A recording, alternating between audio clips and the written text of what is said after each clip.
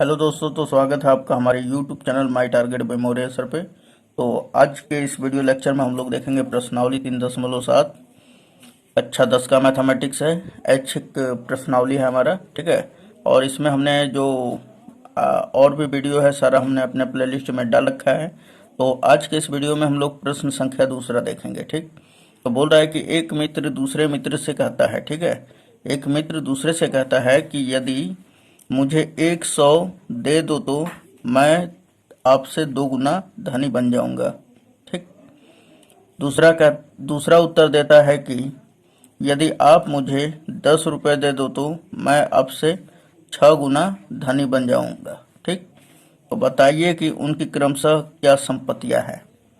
ये बहुत काफ़ी सिंपल क्वेश्चन है दोस्तों। तो देखिए, इसमें हम लोग पहले लास्ट में देखते हैं कि लास्ट वाला पोर्शन में क्या पूछा है। तो बोल रहा है उनकी क्रमशः क्या संपत्तियां हैं। उनकी संपत्तियां क्या है, तो हम मानेंगे 2 मित्र हैं। तो हम मान लेते हैं कि पहले मित्र के पास x रुपया है तथा दूसरे मित्र के पास y रुपया है। तो चलिए कुछ इस प्रकार हम लोग लिख लेते हैं। तो चलिए हमने लिख लिया यहाँ पे कि माना पहले मित्र के पास संपत्ति बराबर x रुपया है तथा दूसरे मित्र के पास संपत्ति बराबर y रुपया है, ठीक। अब देखिए, अब हम लोग प्रश्न के अनुसार, अब प्रश्न में जो जो बोल रहा है उसके अकॉर्डिंग लिखेंगे, ठीक। तो कह रहा है इसमें कि एक मित्र दूसरे से कहता है कि यदि मुझे आप 100 दे दो तो मैं आपसे 2 गुना धनी बन जाऊंगा। यानी कि पहला मित्र जो है x है और दूसरा मित्र क्या है, y। और पहला मित्र बोल रहा है कि मुझे अगर आप 100 रुपये दे दोगे, ये इसको दे देगा, तो इसमें से ये जितना भी रुपया होगा दूसरे मित्र के पास उसमें से 100 रुपये घट जाएगा। तो बोल रहा है कि ये कि अगर आप मुझे 100 रुपये दे रहे हो तो मैं आपके संपत्ति का 2 गुना हो जाऊंगा। यानी कि आपके पास जितना भी रहेगा उसके 2 गुना के बराबर हो जाऊंगा मैं, ठीक। तथा फिर दूसरा क्या कह रहा है, दूसरा उत्तर देता है यदि आप मुझे 10 दे दो तो मैं आपसे 6 गुना धनी बन जाऊंगा। दूसरा कौन, तो वाई, जिसके पास y रुपया संपत्ति था, उसने कहा कि यक्स से कि यदि तुम मुझे 10 रुपया दे दोगे, यानी कि ये 10 रुपया अगर यक्स से मांग ले रहा है तो यक्स से 10 रुपया कम हो जाएगा, क्योंकि ये तो दे दे रहा है तो कम हो जाएगा इसके पास। तो बोल रहा है ये कि अगर तुम मुझे केवल 10 रुपया दे दोगे ना तो मैं तुम्हारे से 6 गुना, तुम्हारे संपत्ति का 6 गुना हो जाऊंगा। तो अब यहाँ पर 6 का गुणा कर देते हैं, इसी के संपत्ति का कितना हो जाएगा, 6 गुना इसके पास हो जाएगा। तो चलिए यहाँ से एक ये बन जाएगा और एक ये समीकरण, इन सभी को दोनों को रैखिक समीकरण में हल कर लेंगे। सो हम यहाँ पर लिखेंगे प्रश्न के अनुसार। तो यहाँ पे हमने लिख लिया पहला शर्त, और पहले शर्त में क्या कह रहा है कि यक्स, जिसके पास पहले मित्र के पास यक्स रुपया है, और ये बोल रहा है कि यदि तुम मुझे 100 रुपया दे दो, यानी कि वाई से कह रहा है यदि तुम मुझे 100 रुपया दे दो तो मैं तुम्हारे संपत्ति का जो है 2 गुना हो जाऊंगा, है ना। तो वाई से मांग लिया ये 100 रुपया। तो चलिए वाई में से निकाल दे रहे 100 रुपया। 100 रुपया निकाल देने के बाद वाई के जितना भी रुपया बचा हुआ है दूसरे मित्र के पास, उसके संपत्ति का 2 गुना इसके पास हो जाता है। तो इसका संपत्ति वाई माइनस 100 हो जाएगा क्योंकि दे दिया है, और इसमें 2 का गुणा कर देंगे तो ये जो है संपत्ति इसके बराबर हो जाएगा। अब यहाँ से देखिए कि इसे हम लोग रैखिक समीकरण के रूप में अब प्रयोग करेंगे, है ना। इसका मतलब रैखिक समीकरण बना देंगे। तो देखिए यहाँ पर कि ये x प्लस 100 तो होगा ही, बराबर क्या हो जाएगा, 2 का y में करेंगे तो क्या हो जाएगा 2y, फिर 2 का -100 में होगा तो -200। उसके बाद अब देखिए कि 2y इधर प्लस में है, इधर आएगा तो माइनस में। तो यहाँ पर तो x है ही, और यहाँ पे आया -2y, और 100 प्लस में उधर गया तो माइनस में, यानी -200 है, और ये 100 भी गए इधर। तो अब फिर से इसे लिख सकते हैं x minus 2y is equal to -200 -100 क्या हो जाएगा -300, और इसे कर लेंगे इक्वेशन फर्स्ट, ओके। अब उसके बाद तथा शर्त नंबर दूसरे के अनुसार क्या हो जाएगा हमारा। अब देखिए आगे क्या कह रहा है इसमें कि यदि आप मुझे 10 दे दे तो, दूसरा मित्र कहता है, दूसरा उत्तर देता है कि यदि आप मुझे 10 दे दे तो मैं आपसे 6 गुना धनी बन जाऊंगा, है ना। तो चलिए ये भी लिख लेते हैं। दूसरा कहता है, दूसरा का संपत्ति क्या था दोस्तों, तो हमने अभी अभी बताया कि वाई था। कितना रुपया था, वाई। उसके बाद बोल रहा है दूसरा पहले वाले से कि भाई तुम मुझे 10 रुपया दे दो। तो चलिए इसके पास 10 रुपया हमने दे दिया। तो अब ये बताइए कि जो यक्स के पास रुपया होगा उसमें से 10 रुपया तो दे दिया है तो घट जाएगा। तो उसके पास कितना था, यक्स रुपया, वो निकाल के दे दिया 10 रुपया।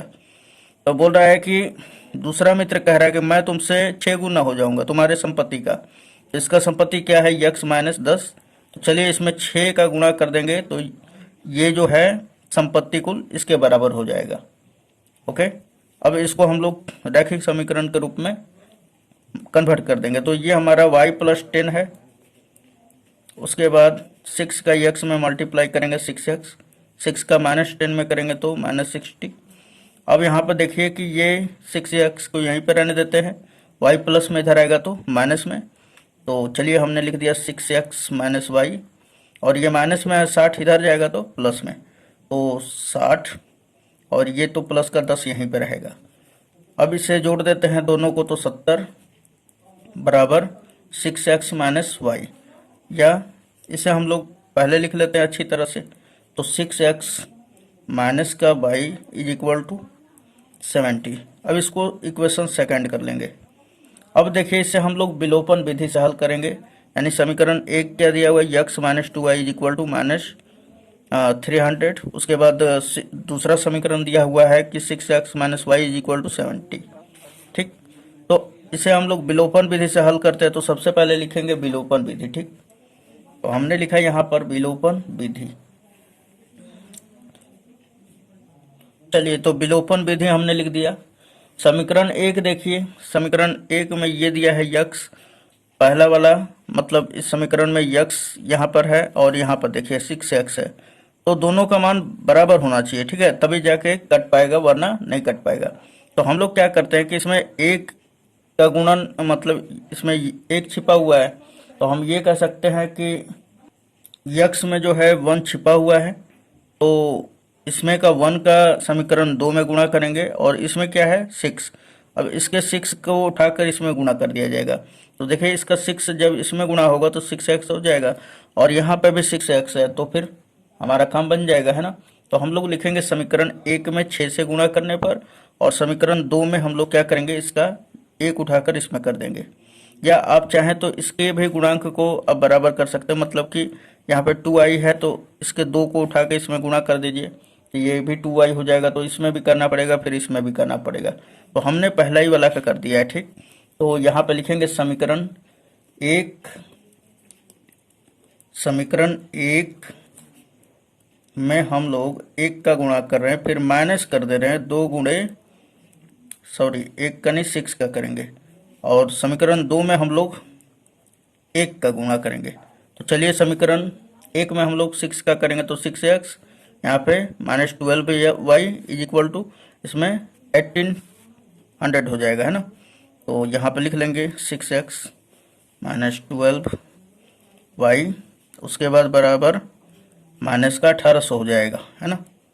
अब उसके बाद फिर इसमें 1 का मल्टीप्लाई करना है दूसरे समीकरण में, तो ये तो उसी तरह हो गया 6x minus y is equal to 70।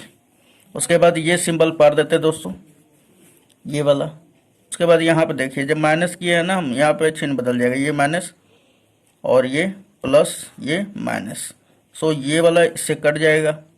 अब देखिए माइनस का 12y है और ये प्लस का काउंटिंग होगा अब, है ना। तो प्लस का y जब इसमें से घटेगा तो कितना बचेगा, माइनस का 11y इज इक्वल टू, अब ये कितना हो जाएगा, माइनस माइनस क्या हो जाता है प्लस, लेकिन सिंबल क्या होता है माइनस का, 1800 कितना हो जाएगा 70।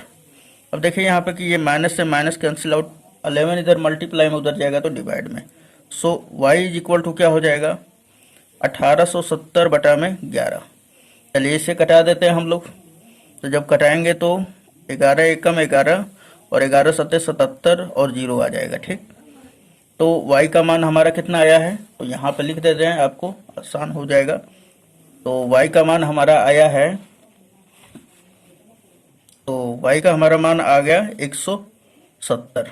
अब इस y के मान को समीकरण 1 में रख देंगे। तो यहाँ पे लिखेंगे समीकरण 1 से, किससे?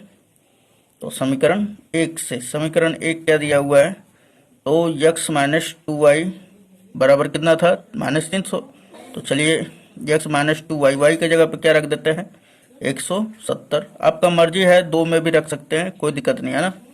और ये किसके बराबर है? -300 के।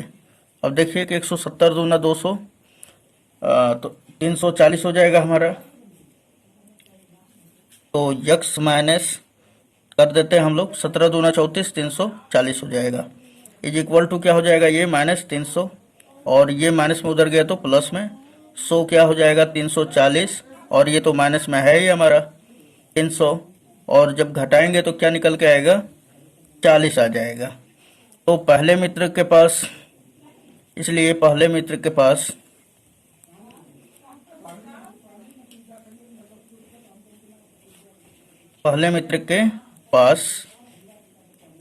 संपत्ति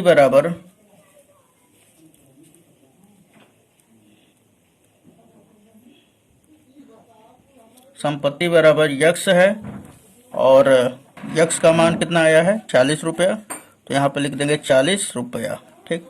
उसके बाद दूसरे मित्र के पास कितना रुपया है? तथा दूसरे के पास संपत्ति बराबर कितना हो जाएगा दोस्तों? संपत्ति बराबर y था, और y का मान कितना आया है? 170 रुपया। और यही क्या हो जाएगा? हमारा परफेक्टली आंसर हो जाएगा। तो उम्मीद है दोस्तों ये सारा का सारा आपको वीडियो लेक्चर समझ में आया होगा। तो मिलते हैं नेक्स्ट वीडियो में। धन्यवाद। और वीडियो पसंद आया हो तो प्लीज़ इसे लाइक कर दें, अपने दोस्तों में शेयर करें ताकि उनका भी प्रिपरेशन हो सके, और इस चैनल के बारे में बताएं ताकि उन्हें भी पता चले कि नहीं मतलब यहाँ पे क्या है। और आप प्रीवियस वीडियो देखना चाहते तो इसके प्लेलिस्ट में पड़ा हुआ है, ठीक है। और अदर और भी लेटेस्ट वीडियो चाहिए तो इस चैनल को सब्सक्राइब करके बेल आइकन को हिट जरूर कर दें। चलिए मिलते हैं नेक्स्ट वीडियो में। धन्यवाद।